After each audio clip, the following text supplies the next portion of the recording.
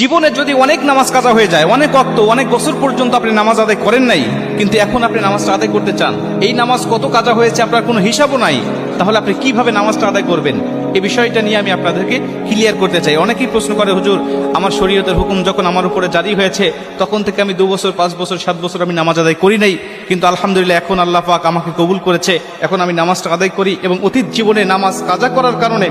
আমার ভিতরে অনুশোচনা আসছে, হুজুর নামাজগুলো আমি আদায় করতে চাই, কেমনে করে নামাজ আদায় করব? শুধু তওবা করলেই হয়ে যাবে নাকি আমাকে সেই নামাজগুলোকে হিসাব করে করে আমাকে পড়তে হবে? অনেকেই বলে, হুজুর হিসাব করা তো সম্ভব নয়, তাহলে কিভাবে নামাজটা আদায় করব? কারণ অল্প যদি ওয়াক্ত নামাজ কাজা হয়, যেমন আজকে আপনি 2 ওয়াক্ত নামাজ কাজা করেছেন, আসর এবং মাগরিবের নামাজ আপনি আদায় করেন নাই, এশার নামাজের সময় আপনার স্মরণ হয়েছে বা আপনি অবসর হয়েছেন, ব্যস্ততা আপনার কমেছে, আপনি এখন কাজা নামাজটা আদায় করবেন, হিসাব করে আপনি এশার নামাজের আগে আসরের নামাজের 4 রাকাত আপনি কাজা নামাজ আদায় করলেন, মাগরিবের 3 রাকাত করলেন, তারপর এশার নামাজের আদায়